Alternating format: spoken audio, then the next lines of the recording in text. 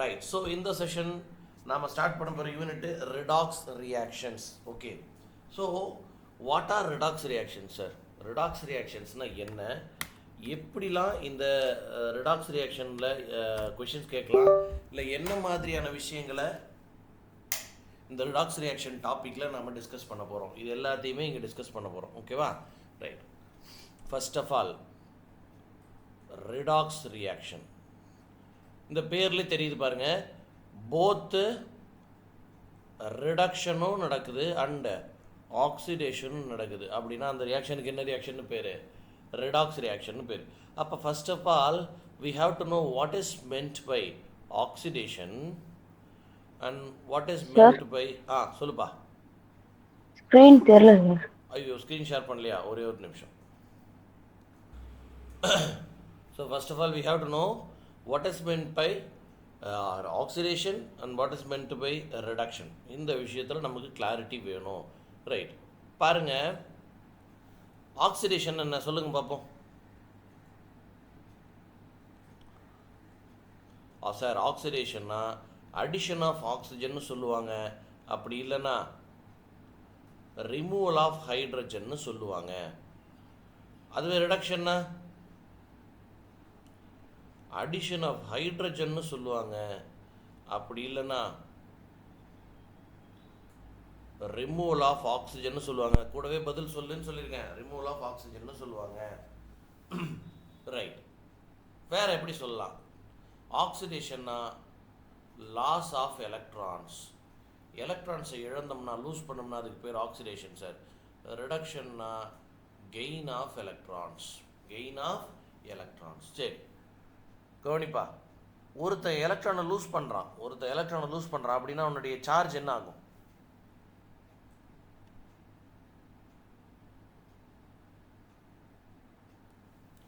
கவனிய, ஒருத்தர் இருக்கான் எம்முன்னு, ஒருத்தர் இருக்கான் இப்படி வரும், இங்கே வரும், எலக்ட்ரானை கெயின் பண்ணுறான், அவன் சார்ஜ் என்ன ஆகும்? நியூட்ரல். இங்கே 0 சார்ஜ், இங்கே என்ன சார்ஜ்? -1. -1. இவன் இன்னொரு எலக்ட்ரானை வாங்கிக்கிறான், அப்போ என்ன ஆகும்? -2. அப்போ சார்ஜு -1 -2 -3ன்னு என்ன ஆகிட்டே போகுது? சார்ஜ் என்ன ஆகிட்டே போகுது? Oxidation number goes on decreasing. Charge -1 -2 -3ன்னு குறைஞ்சிக்கிட்டே போகுது. So oxidation number goes on decreasing. இதை இப்படி சொல்லிடுறேன் சிம்பிளாக, டிக்ரீஸ் இன் ஆக்சிடேஷன் நம்பர்னு சொல்லிடுறேன். there will be decrease in oxidation number. Sir அது என்ன sir oxidation number? Nothing but charge. Oxidation நம்பர்னா சார்ஜ். அப்போ இங்கே என்ன ஆகும் சார்? எலக்ட்ரானை சேர்த்தா சார்ஜ் குறையும், அப்போ எலக்ட்ரானை எடுத்தா சார்ஜ் அதிகமாகும் sir. Increase in oxidation number. Example, எம்னு ஒருத்தர் இருக்கான், அவங்ககிட்ட இருந்து ஒரு எலக்ட்ரானை எடுத்துட்டா அவன் M+ ஆகிடுவான். இந்த M+லேருந்து ஒரு எலக்ட்ரானை எடுத்துட்டா அவன் M2+ ஆகிடுவான். அப்போ சார்ஜ் என்ன ஆகிட்டே போகுது? எலக்ட்ரானை எடுக்க லாஸ் ஆஃப் எலக்ட்ரானை எடுக்க சார்ஜ் அதிகமாகிட்டே போகுது சார். சார்ஜ் அதிகமாகிட்டே போகுது சார். கவனமாக இருக்கணும். அடுத்த பாயிண்ட் சொல்லட்டுமா? Yes sir. ரைட். அடுத்தது வேற மாதிரி சொல்ல போகிறோம், வேற ஒன்றும் இல்லை. Addition of electro negative element. இங்கே addition of electro positive element. இது எல்லாத்தையும் நான் உனக்கு ரொம்ப சிம்பிளாக ஒரு சின்ன எக்ஸாம்பிள் மூலயமா புரிய வைக்க போகிறேன். என்ன சார் எக்ஸாம்பிள் அது? Look at the board very carefully. Zinc chlorine கூட சேர்ந்தா என்ன ஃபார்முலா? ஜிங்கு குளோரைடு. ஜிங்கு குளோரின் கூட சேர்ந்தா என்ன ஃபார்முலா? ஜிங்கு குளோரைடு. குளோரின் ஜிங்க் கூட சேர்ந்தா என்ன ஃபார்முலா?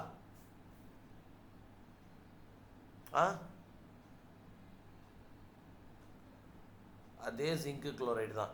புரியுதா? சரி, look here carefully. The charge of zinc எவ்வளோ? இங்கே இந்த இடத்துல ஜிங்கோட சார்ஜ் 0. ஏன்? It is a neutral element. அதே மாதிரி குளோரினோட சார்ஜ் எவ்வளோ? 0. ஏன்? It is a neutral element. அதே தான் இங்கே, குளோரினோடைய சார்ஜ் 0, ஜிங்கோட சார்ஜ் 0. ஆனால் இங்கே தான்ப்பா முக்கியம்.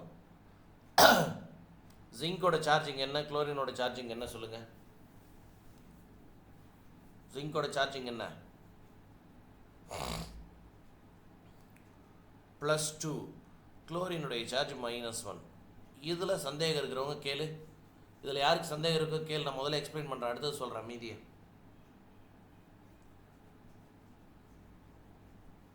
புரிஞ்சிச்சா?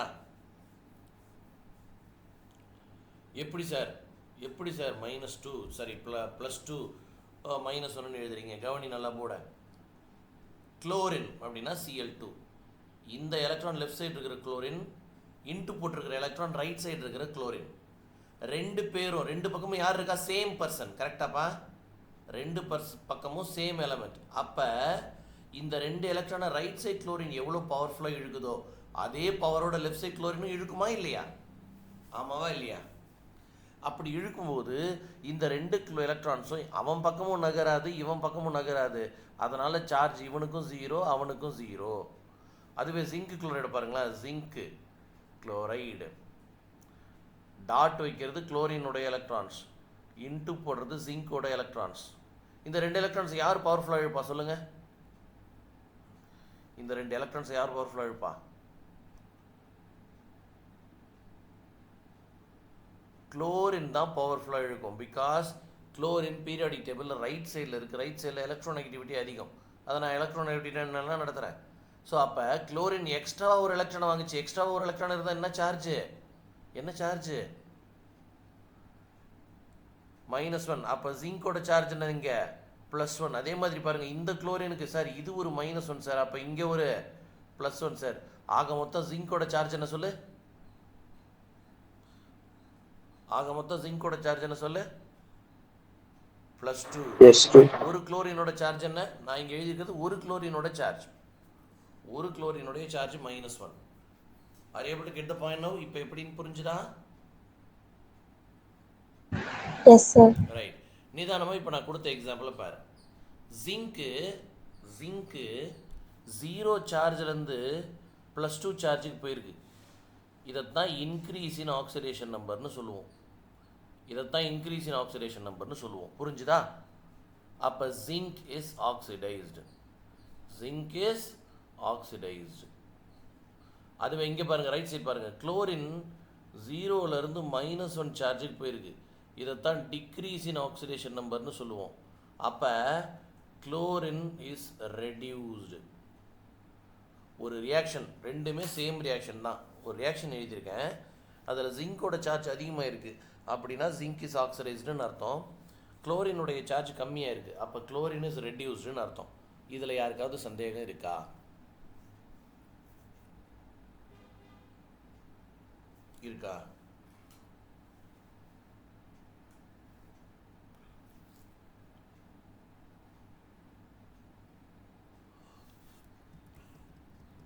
பதிலே சொல்ல மாட்டீங்களே.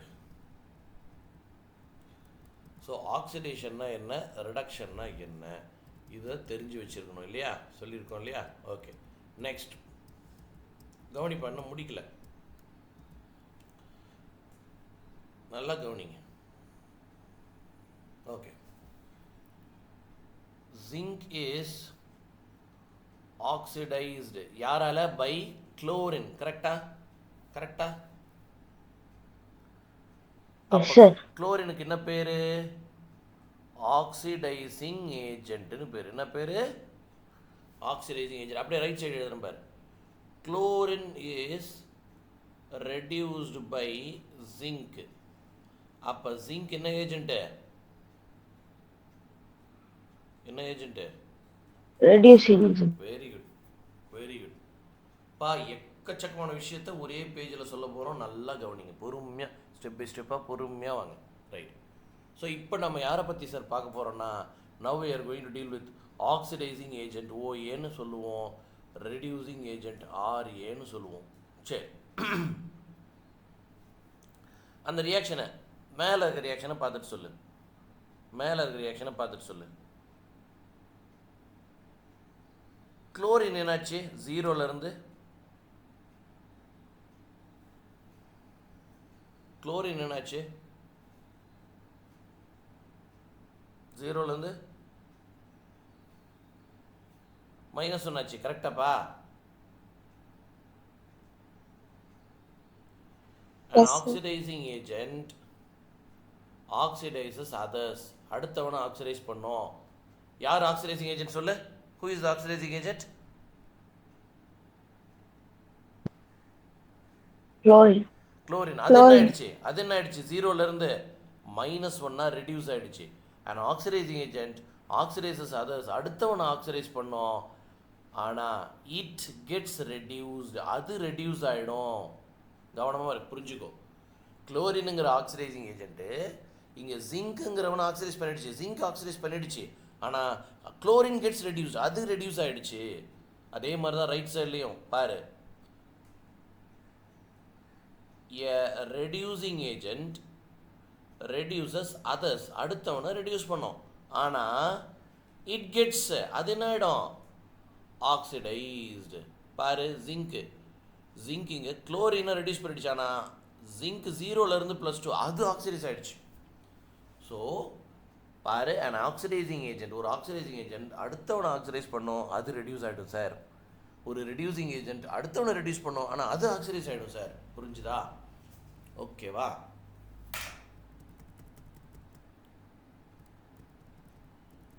ஓகேவா? இன்னும் முடிக்கல, சொல்ல போகிறோம் அடுத்தது.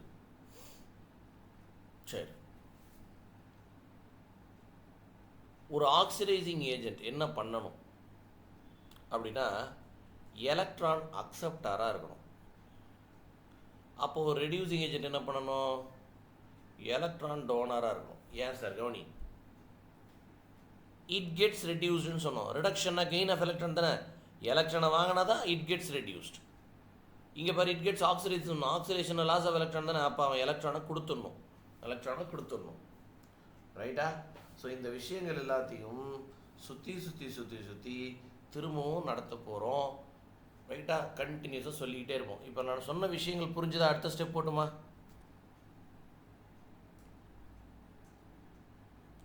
ரைட். இப்போ ஒரு ரியாக்ஷன் நான் எக்ஸாம்பிளுக்கு எடுத்துக்க போகிறேன். நிதானமாக நான் நடத்துகிறத பாரு, ஒன்றுமே இல்லை, அழகாக புரியும். ஜிங்க்கு 2 எலக்ட்ரானை வெளியில் விட்டுடுது. It gives out 2 electron. It becomes zinc 2+. Copper 2+, 2 எலக்ட்ரானை வாங்கிச்சு. It gets become copper. இந்த ரியாக்ஷனில் யாருக்கா சந்தேகம் இருக்கா? இது எப்படி எழுதுறதுன்னு தெரில சார், ஏதாவது புரியாமல் எதாவது இருந்தால் கேட்டுக்கோ.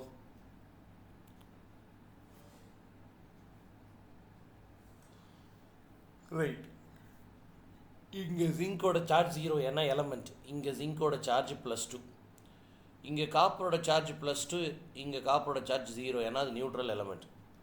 பாருங்கள், இங்கே என்ன சொல்ல போகிறேன்னு, ஜிங்க் இஸ் ஆக்சிடைஸ்டு. கரெக்டாக? ஏன்னா ஜிங்கோட சார்ஜ் என்ன ஆகிடுச்சு? 0லேருந்து +2 ஆகிடுச்சு. சார்ஜ் அதிகமான ஆக்சிடேஷன். Zinc is oxidised. இங்கே பாரு, காப்பர் இஸ் ரெடியூஸ்டு. இல்லை, காப்பர் 2+ தான் ரெடியூஸ் ஆகிருக்கு. Copper 2+ is reduced. இப்போ நான் இந்த ரெண்டையும் சேர்த்து எழுத போகிறேன்ப்பா. எப்படி சார்? பாரு, zinc gives zinc 2+ + 2 electron. Copper 2+ 2 எலக்ட்ரானை வாங்கிட்டு காப்பராக மாறுது. ரெண்டையும் சேர்த்து எழுதும்போது இந்த ரியாக்ஷனுக்கு ஓவரால் ரியாக்ஷன்னு பேர். ஓவரால் ரியாக்ஷன், இந்த பக்கம் 2 எலக்ட்ரான், இந்த பக்கம் 2 எலக்ட்ரான், ரெண்டையும் கட் பண்ணிடலாம். மீதி எழுதுகிறேன் பாரு, காப்பர் 2+ ஜிங்க் கூட சேர்ந்து ஜிங்க் 2+ காப்பராக மாறிச்சு. இது வரைக்கும் ரொம்ப ஈஸியாக உனக்கு நல்லாவே புரிஞ்சிருக்கும் இல்லையா? அடுத்த step எழுதட்டுமா?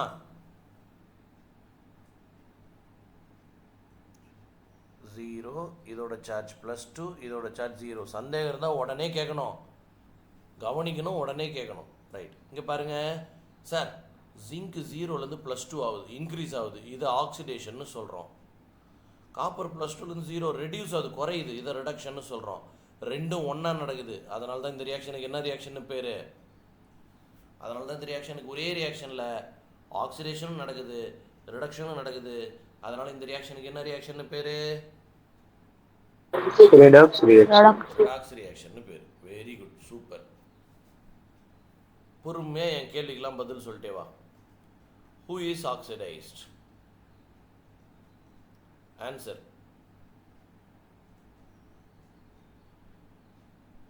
Zinc. Zinc, sir. Very good, very good. Zinc is oxidise. Very good. அடுத்த கேள்வி. Who is reduced? Copper. Cu2. Very good. Copper 2 plus is reduced. Cu இல்லை, Cu2 ப்ளஸ். அடுத்த கேள்வி. Who is reducing agent? Who is oxidising agent?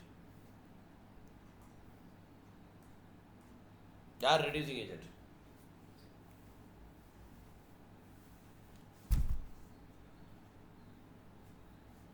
சரி, என் கேள்விக்கு பதில் சொல்லினா answer கிடைச்சிடும். Who is reduced? Who is reduced? Copper 2 plus. யார் செஞ்சவன்? இதை ரெடியூஸ் பண்ணவன் யாரு? Zinc. ஜிங்க். அதனால who is the reducing agent? Zinc. Zinc. Who is oxidized? மேல இருக்கிற முதல் கேள்வி. Who is oxidized? Zinc. Zinc. Zinc is oxidized. செஞ்சவன் யாரு? Cu2 plus. அப்ப அவன் தான் ஏஜென்ட், ஆக்சிடைசிங் ஏஜென்ட். புரிஞ்சுதா? புரிஞ்சுதா? மாற்றி மாற்றி மாற்றி கேள்வி கேட்குறேன். ஒரே விஷயத்தை மாற்றி மாற்றி மாற்றி கேட்குறேன். வேறு ஒன்றுமே நான் செய்யலை. ரைட், அடுத்தது. What happens to the reducing agent zinc? Reducing ஏஜென்டான ஜிங்க்கு என்ன ஆச்சு? அதே மாதிரி what happens to the oxidizing agent copper 2 plus? Copper 2 ப்ளஸ்ங்கிற ஆக்சிடைசிங் ஏஜென்ட்டுக்கு என்ன ஆச்சு சொல்லுங்கள் இந்த ரியாக்ஷனில்.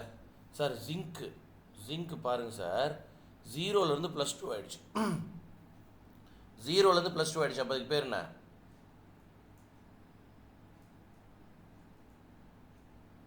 என்ன ஆயிடுச்சு?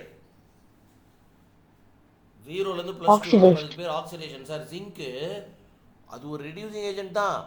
அடுத்தவனை ரெடியூஸ் பண்ணி தான் விட்டுச்சு, ஆனால் அது ஆக்சிடைஸ் ஆகிடுச்சு சார். ஓகே, அடுத்தது. What happens to copper 2 plus? Sir copper 2 ப்ளஸ்லேருந்து copper 0 it gets reduced. Sir அது ஒரு ஆக்சிடைசிங் ஏஜென்ட் தான்.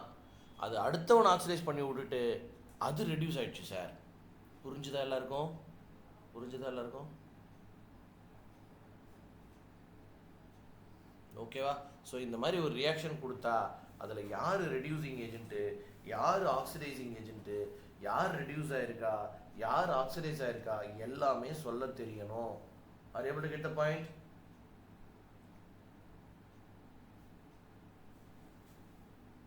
ஓகேவா? அடுத்த கேள்வி போலாமா? S sir. Right, super.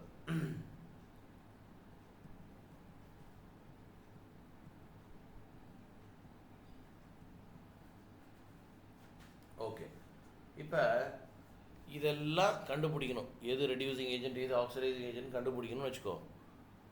முதல்ல ஒருத்தருடைய சார்ஜை கண்டுபிடிக்க தெரியணும். ஒருத்தருடைய சார்ஜுக்கு தான் ஆக்சிடேஷன் ஸ்டேட் அப்படின்னு சொல்லி கொடுத்தோம், இல்லைனா ஆக்சிடேஷன் நம்பர் அப்படின்னு சொல்லி கொடுத்தோம். அதை எப்படி சார் கண்டுபிடிக்கிறது?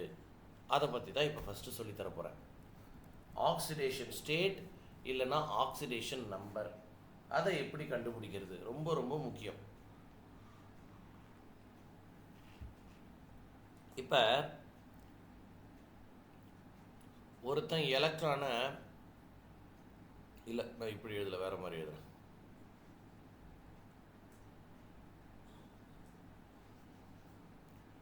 ரைட், எம்னு ஒருத்தன் எலக்ட்ரானை கெயின் பண்ணுறான். என்ன சார்ஜ் வரும் அவனுக்கு? என்ன சார்ஜ் வரும் அவனுக்கு?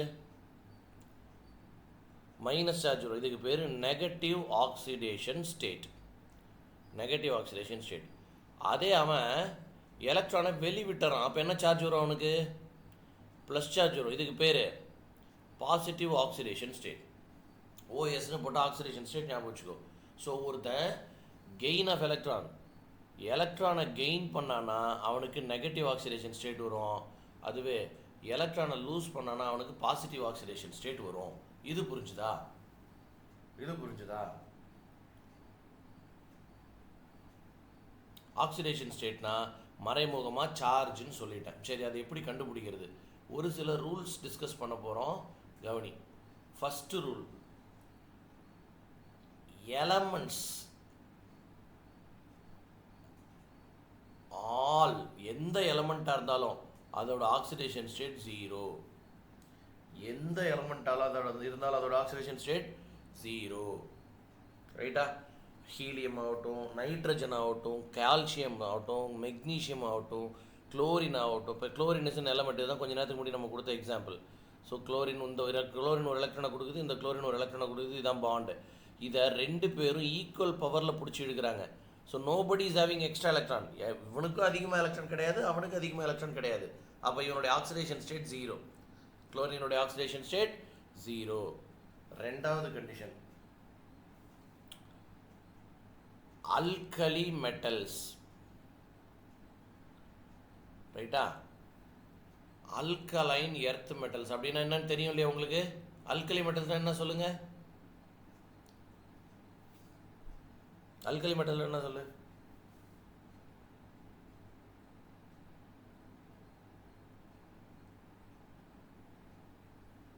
என்னங்கடா?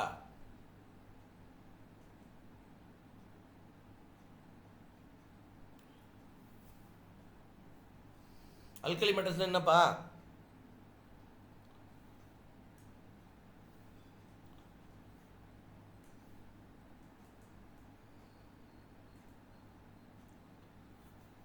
தெரியாதாப்பா? தெரியாதுன்னா தெரியாதுன்னு சொல்லு.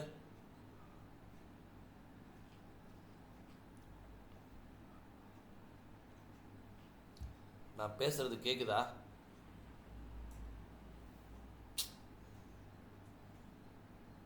தெரியல சார். இது பீரியாடிக் டேபிள். ஓகேவா? ரைட். இதில் ஹைட்ரஜன் அதை விட்டுரு, அது ஒரு நான் மெட்டல், அதை விட்டுரு. லித்தியம், சோடியம்,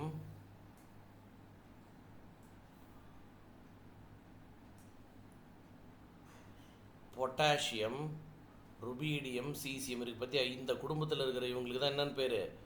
அல்கலி மெட்டல்ஸ்ன்னு பேர். இவங்களுக்கு என்ன பேர்? Alkali metals.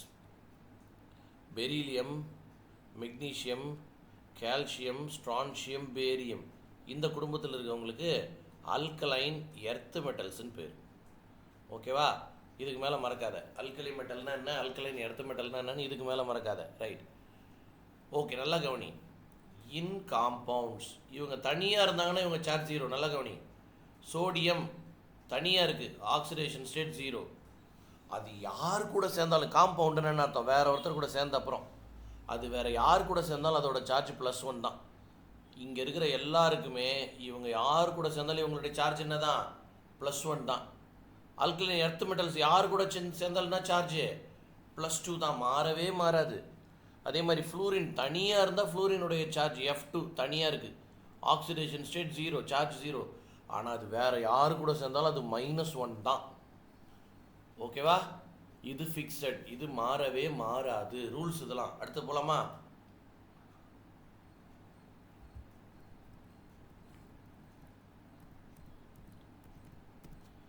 ரைட். அடுத்த ரூல், மூணாவது. ஹைட்ரஜன். ஹைட்ரஜன் என்ன சார்ஜ் இருக்கும்? What is the charge of hydrogen சொல்ல முடியுமா? Yes, sir. ரைட், +1. சரி, நான் எழுதுறேன் பாரு.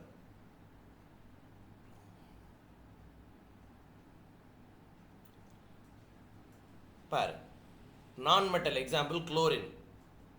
மெட்டல்ஸ் கூட ஹைட்ரஜன் இருக்குது, எக்ஸாம்பிள் சோடியம். நல்லா கவனி. இந்த 2 எலக்ட்ரானை குளோரின் தான் பவர்ஃபுல்லாக இழுக்குது. அப்போ குளோரினுக்கு எக்ஸ்ட்ராவாக ஒரு எலக்ட்ரான் வருது பாரு, இந்த எலக்ட்ரான் எக்ஸ்ட்ரா. அப்போ குளோரினுக்கு எக்ஸ்ட்ரா எலக்ட்ரான் வந்தால் மைனஸ் சார்ஜ், ஹைட்ரஜன் எலக்ட்ரானை இழந்துட்டு நிற்கிது ப்ளஸ் சார்ஜ். அதுவே இங்கே பாரு, இந்த 2 எலக்ட்ரான் யார் பவர்ஃபுல்லாக இழுக்கிறா? ஹைட்ரஜன் தான் இழுக்குது. அப்போ இங்கே ஹைட்ரஜன் -1, சோடியம் இஸ் ஆல்வேஸ் +1. இப்போ தான் சொன்னேன், சோடியம் இஸ் ஆல்வேஸ் +1. அப்போ நான் மெட்டல்ஸ் கூட இருக்கும்போது ஹைட்ரஜனுடைய சார்ஜ் +1, மெட்டல்ஸ் கூட இருக்கும்போது ஹைட்ரஜனுடைய சார்ஜ் -1. நல்லா ஞாபகம் வச்சுக்கணும். ஹைட்ரஜன் ரொம்ப ஸ்பெஷல்.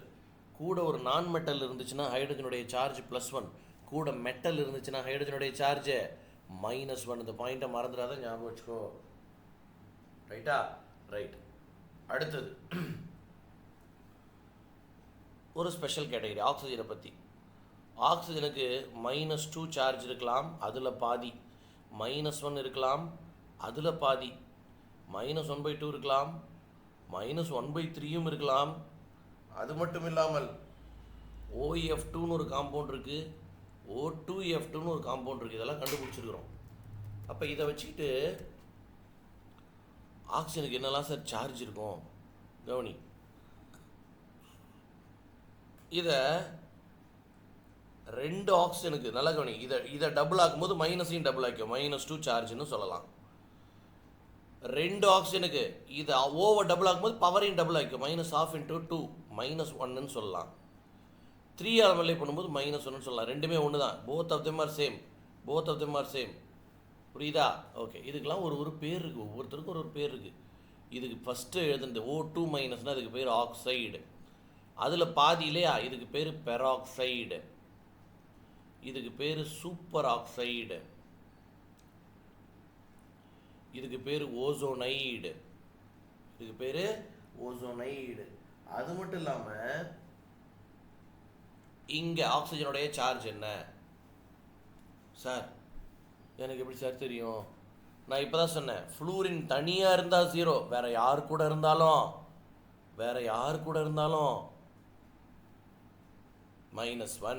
-1 சொன்னோமா? அப்போ இங்கே மொத்தமாக பாருங்கள், ஆக்சிஜனுக்கு எனக்கு தெரியாது இல்லையா? ஆக்சிஜனுக்கு எனக்கு தெரியாது.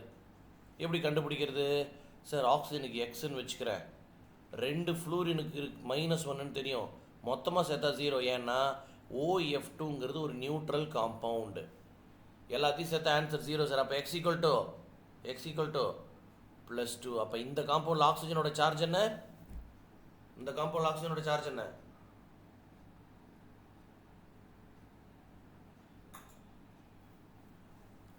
+2.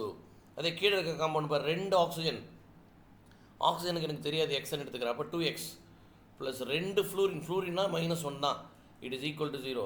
அப்போ 2x = 2, x = 1. அப்போ இந்த காம்பவுண்டில் ஆக்சிஜனோட சார்ஜ் என்ன? +1. ஸோ ஆக்சிஜனுங்கிற ஒருத்தனுக்கு இடத்துக்கு ஏற்ற மாதிரி பாருங்கள், நிறைய சார்ஜ் பாசிபிள். நான் உனக்கு எக்ஸாம்பிள் எழுதிட்டுமா ஒன்றுத்துக்கும்? ரைட். இதுக்கு எக்ஸாம்பிள் H2O, இதுக்கு எக்ஸாம்பிள் Na2O2, இதுக்கு எக்ஸாம்பிள் KO2, இதுக்கு எக்ஸாம்பிள் KO3. சார் என்ன சார் நீங்கள் H2O எப்படி கண்டுபிடிக்கிறது? ஆக்சிஜனுக்கு தானே கண்டுபிடிக்கணும். ஹைட்ரஜனுக்கு தெரியுமே சார், ஹைட்ரஜனுக்கு +1 சார், ஆக்சிஜனுக்கு x sir, it is equal to 0. அப்போ x = -2. வந்துருச்சா? அடுத்த காம்பவுண்டு சோடியம் பெராக்சைடு கண்டுபிடிக்கணுமா? வா கண்டுபிடிப்போம். சோடியத்துக்கு எப்பயுமே +1 தான், கொஞ்ச நேரத்துக்கு முன்னாடியே சொன்னேன். 2 ஆக்சிஜனுக்கு x எனக்கு தெரியாது, 0. அப்போ 2x = -2. அப்போ ஒரு ஆக்சிஜனோட சார்ஜ் -1, புரிஞ்சிருக்கும்னு நினைக்கிறேன். ஓகேவா? அடுத்த பாயிண்ட் போட்டுமா?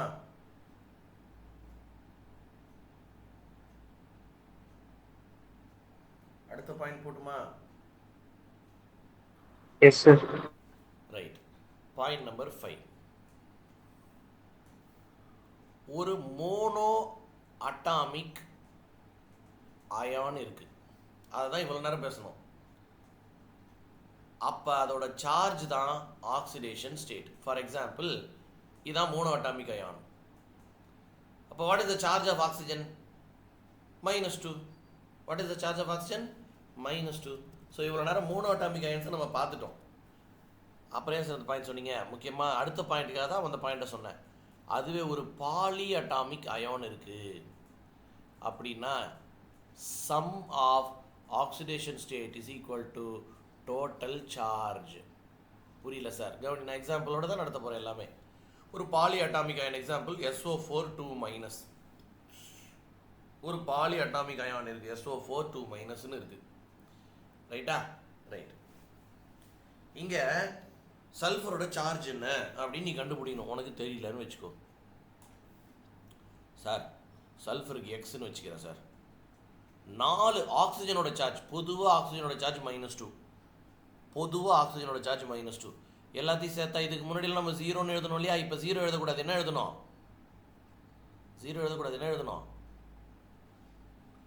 -2. Sum of oxidation rate எல்லாத்தையும் ஆட் பண்ணினா it is equal to the charge. It is equal to the charge. புரியுதா இப்போ? ஓகேவா?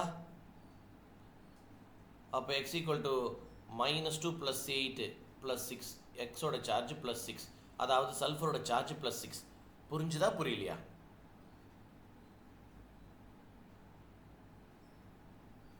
ஒரு பாலி அட்டாமிக் அயான். பாலி அட்டாமிக்னா நிறைய ஆட்டம்ஸ் இருக்கிற ஒரு அயான் இருக்கு. அங்கே sum of the oxidation state is equal to the total charge. அடுத்தது போட்டுமா? Come on come on make it fast.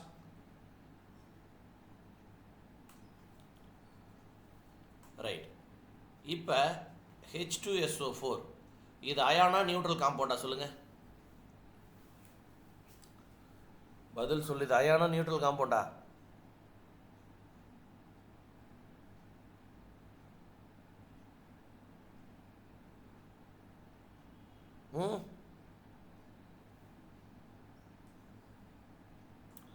அயானா neutral காம்பவுண்டாப்பா? கமான். சார்ஜ் இருந்தால் தான் அயான். இது சார்ஜ் இல்லை, நியூட்ரல் காம்பவுண்டு. புரியுதா? சார்ஜ் இருந்தால் தான் அயான், சார்ஜ் இல்லைன்னும் போது நியூட்ரல் காம்பவுண்டு. அப்போ இவங்க எல்லாரோட சார்ஜையும் சேர்த்தா எவ்வளோ? 0. 2 ஹைட்ரஜனுக்கு 1 சார். சல்ஃபருக்கு தெரியாது. 4 ஆக்சிஜனுக்கு -2 சார். பார்த்துக்கோ, x ஈக்குவல் டு அதே +6 தான் வரும். ரைட்டா? ஏன்னா இதில் இருக்கிற நெகட்டிவ் அயன் தான் இது. அதனால் சல்ஃபருக்கு இங்கே +6 இருந்தால் அங்கேயும் +6 தான் இருக்கும். என்ன இது நெகட்டிவ் அயான், அது காம்பவுண்டு. இங்கே எல்லாத்தையும் சேர்த்தா 0ன்னு எழுதுவோம். இங்கே எல்லாத்தையும் சேர்த்தா சார்ஜ், அதனுடைய சார்ஜ் -2ன்னு எழுதுவோம். இதுதான் வித்தியாசம். புரிஞ்சுதாப்பா?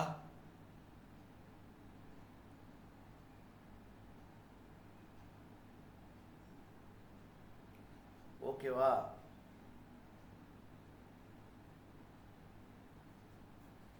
Yes, sir. ரைட். இப்போ just we are going to see examples.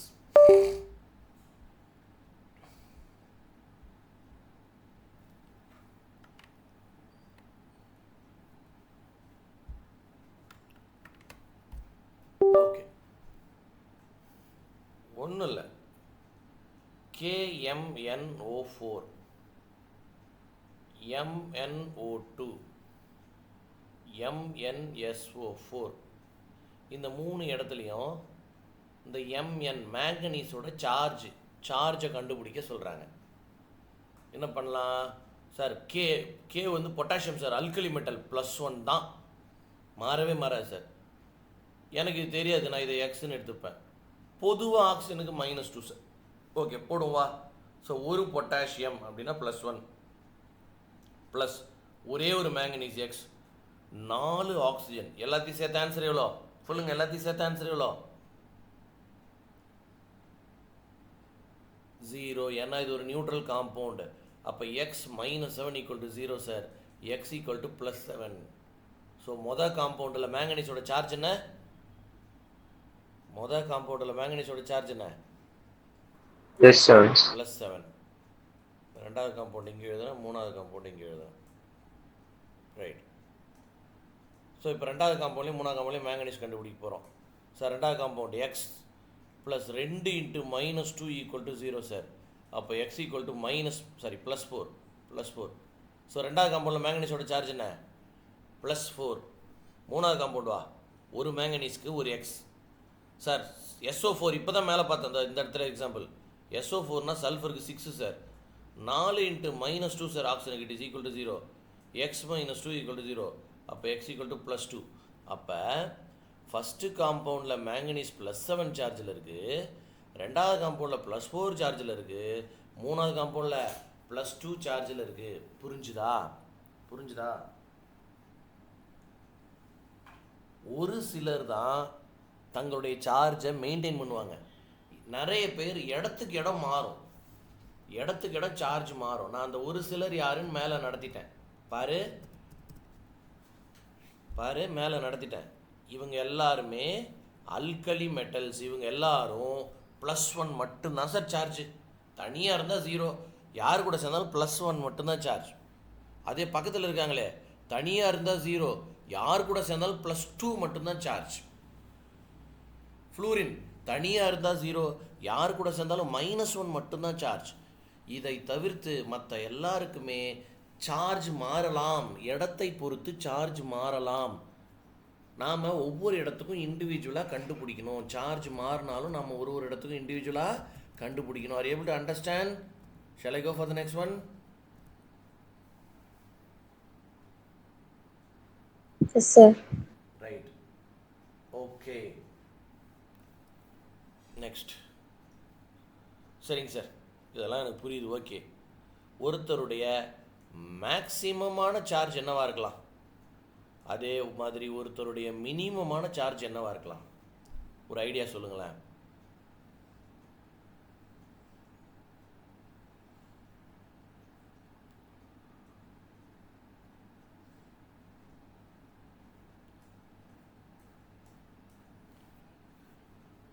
அதுக்கு ஒரு ஃபார்முலா இருக்குது. மேக்ஸிமம் ஆக்சிடேஷன் ஸ்டேட் என்ன தெரியுமா? It is equal to the valence electrons. It is equal to the valence electrons. அதே மினிமமான சார்ஜ் என்ன தெரியுமா? It is equal to the valence electrons -8. It is equal to the valence electron -8. Sir புரியல. I'm going to take example. Nitrogen, oxygen, chlorine, carbon. ஓகேவா? Right. இதுக்கப்புறம் special case hydrogen, sodium, zinc. இந்த 3 எடுத்துக்கிறேன். சரி, நிதானமாக கவனி. ஒவ்வொருத்தருக்கும் நான் இங்கே எழுதுகிறேன் configuration. Nitrogen 2,5, oxygen 2,6, chlorine 2,8,7, carbon 2,4, hydrogen only 1, sodium 2,8,1, zinc 2,8,8,12. இதில் தான் பிரச்சனை இருக்குது. நான் உனக்கு ஜிங்கை தனியாக எழுதி காமிக்கிறேன். இந்த மாதிரி எழுதக்கூடாதுன்னு நான் உனக்கு போன கிளாஸ்லேயே சொல்லியிருக்கிறேன். ஜிங்கை மட்டும் நான் தனியாக எழுதி காமிக்கிறேன். மற்ற எல்லாமே உனக்கு புரிஞ்சிருக்கும். ஏதாவது டவுட் இருந்தால் கேளுங்க. எதிரே யாருக்கா டவுட் இருக்கா? அடுத்து போகலாமா?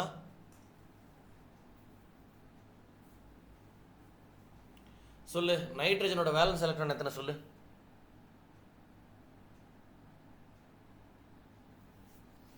நைட்ரஜனோட வேலன்ஸ் எலக்ட்ரான் எத்தனை?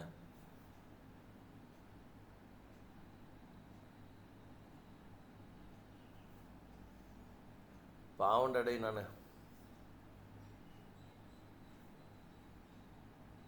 நைட்ரஜனோட வேலன்ஸ் எலக்ட்ரான் எத்தனை? 5. அப்போ அதிகபட்சமாக +5. 5 எலக்ட்ரானிக் நைட்ரஜன் எழுந்துச்சுன்னு வச்சுக்கோ, +5 இருக்கலாம். N2O5. இந்த காம்பவுண்டில் நைட்ரஜனுடைய சார்ஜ் +5. ரைட்டா? சரி, அடுத்தது ஃபார்முலா 5 - 8. -3 தான் நைட்ரஜனுடைய மினிமமான சார்ஜ். எக்ஸாம்பிள் இந்த காம்பவுண்ட் அமோனியா. -3 தான் மினிமமான சார்ஜ். ஓகேவா? ரைட். அமோனியா N2,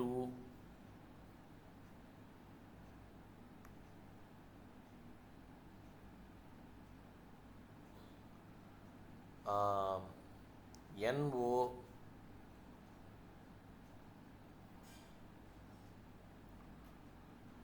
N2 அப்புறம் NO,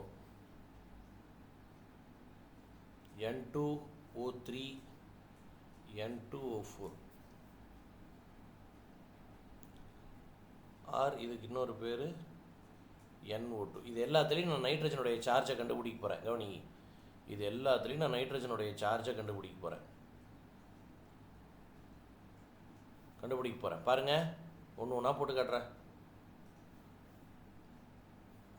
சார் நைட்ரஜனுக்கு தெரியாது சார். X +3 × ஹைட்ரஜனுக்கு +1 sir. ஏன்னா ஹைட்ரஜன் நான் மெட்டல் கூட இருக்குது. நான் மெட்டல் கூட இருந்தால் +1 தான், மெட்டல் கூட இருந்தால் தான் -1. அப்போ X = -3. இது 0. ஏன் 0? எலமெண்ட் வேறு யாரு கூடயும் சேரல, அது எலமெண்ட். சார் இங்கே 2 நைட்ரஜன் இருக்குது சார். அப்போ 2x ப்ளஸ் 1 ஆக்சிஜனுக்கு -2 = 0.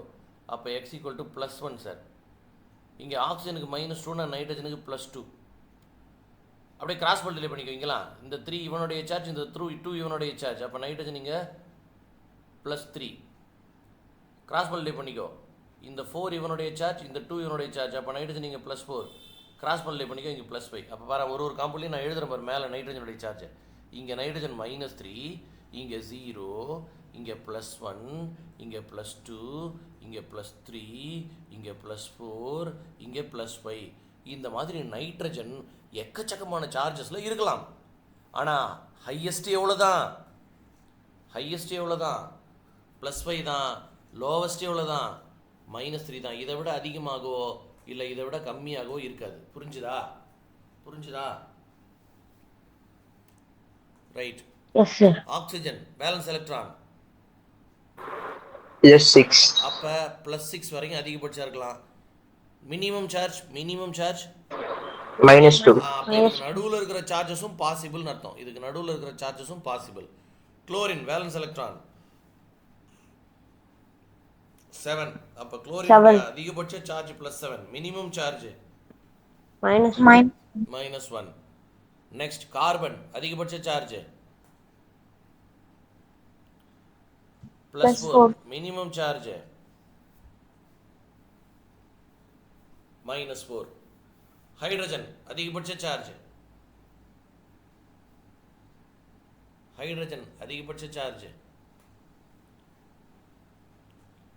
+1, மினிமம் சார்ஜ் -7 கிடையாது, -1. ஏன்னா ஹைட்ரஜன் வச்சிருக்கிறதே ஒரே ஒரு ஆர்பிட்டால் தான். இந்த ஆர்பிட்டாலில் அதிகபட்சமாக 2 பேர் தான் தங்க முடியும். ஏற்கனவே ஒரு எலக்ட்ரானை வச்சிருக்கு ஹைட்ரஜன். அதை நீ எடுக்கலாம், அப்படி சேர்த்தா இன்னும் ஒரு எலக்ட்ரான் தான் சேர்க்கலாம். ஸோ எடுத்தாலும் ஒரு எலக்ட்ரான் தான், சேர்த்தாலும் ஒரு எலக்ட்ரான் தான். அதனால தான் ஹைட்ரஜனுக்கு ஹையஸ்ட் சார்ஜ் +1, லோயஸ்ட் சார்ஜ் -1. புரிஞ்சுதா?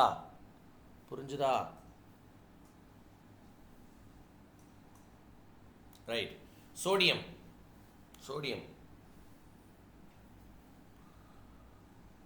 Highest charge. இப்போ தானே சொன்னேன், சோடியம் ஒரு alkali metal. +1. Lowest charge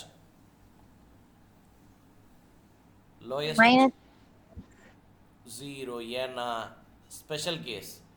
மெட்டல்ஸ்க்கு metals are only electro positive. Metal யார் கூட சேர்ந்தாலும் ப்ளஸ் சார்ஜில் தான் இருக்கும், இல்லை தனியாக இருக்கும்போது 0 சார்ஜில் இருக்கும். நெகட்டிவ் சார்ஜ் மெட்டலுக்கு வரவே வராது, ஞாபகம் வச்சுக்கோ. நெகட்டிவ் சார்ஜ் மெட்டலுக்கு வரவே வராது, ஞாபகம் வச்சுக்கோ. ஓகேவா? ரைட். ஜிங்க் மட்டும் ஒரு ஸ்பெஷல் கேஸ் தனியாக நடத்துகிறேன்னு சொன்னேன் இல்லையா? Zinc atomic number 30. கான்ஃபிகரேஷன் எழுதுகிற பார். 1s2 2s2 2p6 3s2 3p6 4s2 3d10. இதுதான் ஜிங்கோட கான்ஃபிகரேஷன். ரைட்டா? ஜிங்க் அதிகபட்சமாக இந்த 2 எலக்ட்ரானை மட்டும்தான் லூஸ் பண்ணும், வேறு எதையுமே லூஸ் பண்ணாது. அப்போ ஜிங்கோட அதிகபட்ச சார்ஜ் +2, கம்மியான சார்ஜ் 0. ஏன் 0? ஏன்னா அது ஒரு மெட்டலுக்கு நெகட்டிவ் சார்ஜ் பாசிபிள் இல்லை. புரிஞ்சுக்கிட்டியா? ஸோ ஒருத்தருக்கு என்ன மேக்ஸிமம் சார்ஜ் இருக்கும், மினிமம் சார்ஜ் என்ன இருக்குன்னு புரிஞ்சுக்கிட்டியா?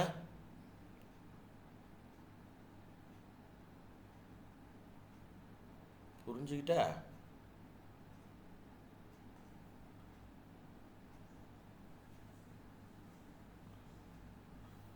Now I am going for chromium. Next எழுதுவோம். குரோமியத்துக்கு மேக்ஸிமம் சார்ஜ்னா மினிமம் சார்ஜ்னா sir, chromium atomic number 24. Electronic configuration எதுனா 1s2 2s2 2p6 3s2 3p6 4s2 3d4ன்னு இருக்கணும். இப்படி இருக்கணும். ஆனால் அது இப்படி இருக்காது. எப்படி இருக்குன்னா 4s1 3d5ன்னு இருக்கும். அது ஏன் நான் அப்புறம் சொல்லித்தரேன். சரி, இப்போ இதோட அதிகபட்ச சார்ஜ் என்னவாக இருக்கும் குரோமியத்துக்கு? சார் கடைசியாக பார்க்கும்போது 6 எலக்ட்ரான் இருக்குது சார். அதிகபட்ச சார்ஜ் +6. கம்மியான சார்ஜ் 0. ஏன் 0? பிகாஸ் அது ஒரு மெட்டல். யாருக்காவது ஏதாவது சந்தேகம் இருந்தால் கேளு.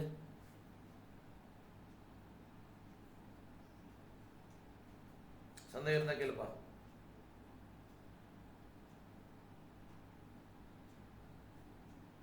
அடுத்து போலாமா? Yes, sir. ஸோ ஒரு எலமெண்ட்டினுடைய அதிகபட்ச சார்ஜ் என்ன, கம்மியான சார்ஜ் என்ன எல்லாத்தையுமே நம்மளால் சொல்ல முடியும். ஓகேவா? சரி, இதெல்லாம் தேவை. சரி, இப்போ ஒரு கேள்வி. என்ன சார் கேள்வி? K2Cr2O7 CrO5 இங்கே குரோமியத்தோட சார்ஜ் என்னன்னு சொல்லு, இங்கேயும் குரோமியத்தோட சார்ஜ் என்னன்னு சொல்லு. சார் எப்படி கண்டுபிடிக்கிறது? சார் 2 பொட்டாசியம்னா +1 தான். ஏன் பொட்டாசியம்னா +1 மட்டும்தான்? ஏன்னா அது ஒரு அல்கலி மெட்டல். 2 இன்ட்டு குரோமியத்துக்கு தெரியாதே சார், எக்ஸ்ன்னு வச்சுக்கிறேன். Plus 7 into -2 equal to 0. 2x equal to +12. அப்போ எக்ஸ் ஈக்குவல் டு +6. குரோமியத்தோட சார்ஜ் இங்கே என்ன? +6. அதிகபட்ச சார்ஜ் எவ்வளோ சொன்னோம் குரோமியத்துக்கு? மேலே எழுதியிருக்கோம் பாரு, ரைட் சைட் கார்னரில். அதிகபட்ச சார்ஜ் என்ன சொன்னோம் குரோமியத்துக்கு? +6. சரி வாங்க சார், பக்கத்தில் வாங்க சார், இங்கே வாங்க சார். குரோமியத்துக்கு எக்ஸ் ப்ளஸ் 5 இன்ட்டு ஆக்சிஜனுக்கு -2 ஈக்குவல் டு 0. அப்போ எக்ஸ் ஈக்குவல் டு ஆன்சர் என்ன? 10. Yes, sir. குரோமியத்துக்கு 10 இருக்க முடியுமா? முடியாது. அப்போ இங்கே ஏதோ தப்பு பண்ணியிருக்கோம். இது தப்பு பண்ணியிருக்கோம். என்ன சார் சொல்கிறீங்க? அப்புறம் எப்படி சார் கண்டுபிடிக்கிறது? வேறு வழி கிடையாது. இந்த மாதிரி ரொம்ப ரேர் கேசஸ்க்கு ஸ்ட்ரக்சரை போட்டு தான் கண்டுபிடிக்க முடியும். ஸ்ட்ரக்சர் ஆஃப் CrO5 இதுக்கு ஸ்பெஷல் பட்டர்ஃப்ளை ஸ்ட்ரக்சர்னு பேர். சார் எனக்கு எப்படி சார் தெரியும்? போக போக தெரிஞ்சுப்போ கவலைப்படாத. ஸ்ட்ரக்சரை நான் எழுதுகிறேன் பார். குரோமியம், ஒரு ஆக்சிஜன், 2வது ஆக்சிஜன், 3வது ஆக்சிஜன், 4வது ஆக்சிஜன், 5வது ஆக்சிஜன். இதுதான் CrO5. குரோமியம், அதை சுற்றி 5 ஆக்சிஜன். சார் இப்போ எப்படி சார்ஜ் கண்டுபிடிக்கிறது? நான் கொஞ்சம் நேரத்துக்கு முன்னாடி சொல்லி கொடுத்துட்டேன். இந்த 2 எலக்ட்ரானை யார் பவர்ஃபுல்லாக இழுக்கிறாங்க? குளோரின். யார் பவர்ஃபுல்லாக இழுக்கிறான்? அவன் -1 எழுந்துட்டு நிற்கிறவன் +1. அதே மாதிரி கண்டுபிடிக்க போகிறோம். பாருங்க, இந்த 2 எலக்ட்ரானை யார் பவர்ஃபுல்லாக இழுக்கிறா? ஆக்சிஜனா குரோமியமா? யாரு? Who is electronegative? யார் நான் மெட்டல்? இதில் பதில் சொல்லு. ஆக்சிஜன் தான் நான் மெட்டல் தான் இழுக்கும். மெட்டல்ஸ்லாம் எலக்ட்ரோ பாசிட்டிவ், குரோமியம்லாம் கொடுக்க தான் நினைக்கும். ஸோ அப்போ இவன் எக்ஸ்ட்ராவாக ஒரு எலக்ட்ரான் இழுக்கிறான் சார். Oxygen -1, chromium +1. அடுத்தது இந்த 2 எலக்ட்ரானை யார் பவர்ஃபுல்லாக இழுக்கிறா? ஆக்சிஜன் தான் சார். அப்போ ஆக்சிஜன் -1, குரோமியம் +1. இந்த 2 எலக்ட்ரானை யார் பவர்ஃபுல்லாக இழுக்கிறா? சார் ஆக்சிஜன் தான் சார். அப்போ ஆக்சிஜன் -1, குரோமியம் +1. இந்த 2 எலக்ட்ரான் யார் பவர்ஃபுல்லாக இழுக்கிறா? ஆக்சிஜன் தான் சார். Oxygen -1, chromium +1. இப்போ கவனி, அடுத்த விஷயம் சார். இப்போ 1, 2 இதை யார் சார் பவர்ஃபுல்லாக இழுக்கிறான்னா இப்போயும் ஆக்சிஜன் தான். 2 எலக்ட்ரான் இல்லையா, அதனால் 2 extra electron -2 குரோமியத்துக்கு +2. Now look at chromium. மொத்தம் எவ்வளோ சார்ஜ் இருக்குது சொல்லு குரோமியத்தை சுற்றி? +6. அவ்வளோதான்டா. இப்போ தான் இங்கே குரோமியத்தோட சார்ஜ் +6, இங்கே குரோமியத்தோட சார்ஜ் +6. சரியா? ரைட். அடுத்த கேள்வி நிதானமாக பார். இன்ட்டு போடுறேன் பார். இந்த 2 எலக்ட்ரானை யார் இப்போ பவர்ஃபுல்லாக பிடிச்சி இழுக்கிறது? யாரு? அந்த ஆக்சிஜனா இந்த ஆக்சிஜனா? 2 பேருமே கிடையாதுன்னா கொஞ்ச நேரத்துக்கு முன்னாடியே சொன்னேன். இவனும் ஹைட்ரஜன். அப்போ இந்த 2 எலக்ட்ரானும் இவன் பக்கமும் போகலை. அப்போ இவனோட சார்ஜ் 0, இவனோட சார்ஜ் 0. அப்போ இவனோட இன்னொரு சார்ஜ் 0, இவனோட இன்னொரு சார்ஜ் 0, இவனோட இன்னொரு சார்ஜ் 0, இவனோட இன்னொரு சார்ஜ் 0. அப்போ பாருங்க, நல்லா கவனி. What is the charge on this oxygen? என்ன சார்ஜ் இந்த ஆக்சிஜன் மேலே?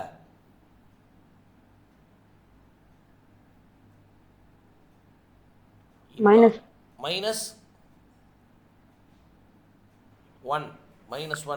What is the charge on this oxygen? இந்த ஆக்சிஜன் மேலே என்ன சார்ஜ்?